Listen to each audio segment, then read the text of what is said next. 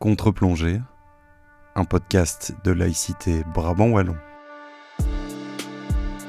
Annabelle et Mehdi vous emmènent à la rencontre de celles et de ceux qui ont des choses à dire en Brabant Wallon et au-delà. Entre témoignages, opinions et analyses, vous ne ressortirez pas indemne de cette écoute. Contre-plongée, épisode 11, créé pour revendiquer les pins féministes. Pancartes, slogans, mais aussi pins. Dans ce 11e épisode de Contre-plongée, Mehdi Toukabri s'est rendu dans un atelier de confection de pins féministes organisé par le collectif des femmes à Louvain-la-Neuve à l'occasion du 8 mars, journée internationale de lutte pour les droits des femmes. Une action légère mais chargée de revendications. Allez, on fait comme ça. Quel genre de tableau tu veux? Quel thème? Voilà. Et non. Le sourire aux lèvres, c'est une quinzaine de faiseurs et faiseuses de pins féministes qui arrivent enfin, après de multiples essais, à dompter la machine. Ah oui. Et après, tu peux nous donner des leçons.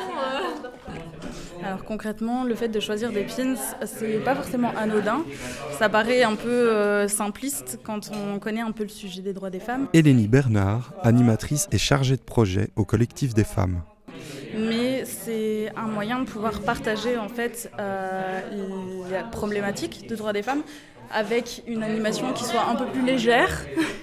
Et en plus de ça, c'est aussi quelque chose qu'on peut garder sur soi. Donc au lieu de juste en fait manifester, revendiquer une seule journée sur l'année, ce qui est très important de fait, c'est aussi garder nos revendications sur nous, sur notre trousse, sur notre veste, sur notre tote bag tout au long de l'année et montrer en fait qu'on revendique ce qu'on revendique le 8 mars tout au long de l'année.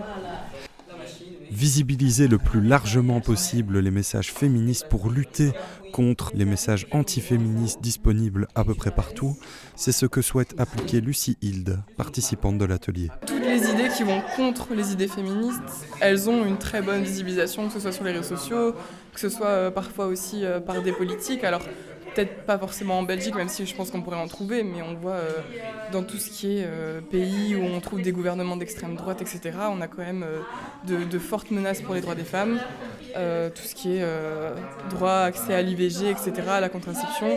Donc je pense que c'est hyper important de visibiliser à fond les messages féministes. Pour les faiseuses, mais aussi les faiseurs de pins du jour, les hommes ont autant à gagner à une égalité homme-femme.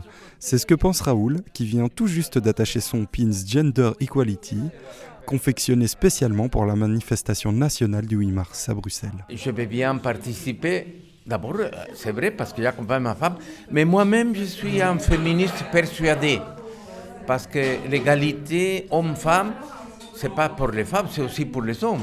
Les hommes, nous sommes gagnants avec des femmes qui sont vraiment libres, qui sont vraiment égales aux hommes, quoi. Cette année 2024 est une année d'élections généralisées dans notre pays et c'est l'occasion pour le collectif des femmes d'encore plus visibiliser leurs revendications. L'idée forcément c'est de porter ces revendications au gouvernement et au futur gouvernement. Et justement les futurs gouvernements ou en tous les cas les candidats aux élections sont d'autant plus ouverts en fait à nos revendications cette année, étant donné qu'ils sont en train de construire leur programme électoral et qu'ils doivent se faire élire. Donc s'ils voient, je pense qu'il y a des milliers et des milliers de personnes qui sont dans les rues et qui continuent ensuite, après le 8 mars, à porter ces messages, je pense que ça aura d'autant plus de poids. Les revendications du collectif des femmes, qui sont cette année spécifiques aux familles monoparentales, parce que du coup, on a mené une étude sur les familles monoparentales, sur les mamans solo spécifiquement. Voilà. Angèle, allez. T'es pas la seule ici, je pense. Les principales, je pense, c'est essentiellement débloquer un budget un peu pour tout, que ce soit pour un budget pour lutter contre les violences faites aux femmes, que ce soit un budget à débloquer pour ouvrir des crèches, pour rallumer l'éclairage dans la rue, pour plein de choses. Tout est sous-financé à l'heure actuelle et les crises ont fait que accentuer ça, notamment la dernière crise sanitaire et les guerres qui se sont passées dernièrement, ces dernières années. Donc vraiment, je pense qu'à l'heure actuelle, le plus important, c'est vraiment de débloquer des budgets. Les pins, vous les porterez pendant combien de temps ? Dans combien de temps ? Aussi longtemps qu'ils tiendront sur mon sac, je pense. Vraiment, pour l'occasion du 8 mars, je vais la porter tous ces jours-ci pour montrer à mes voisins, mes habitants, que je suis vraiment féministe et que je soutiens la cause. Le Centre d'action laïque sera bien évidemment présent lors de la marche nationale organisée à Bruxelles ce 8 mars, aux côtés d'associations comme le Collectif des femmes. À très bientôt pour un nouvel épisode de Contre-plongée.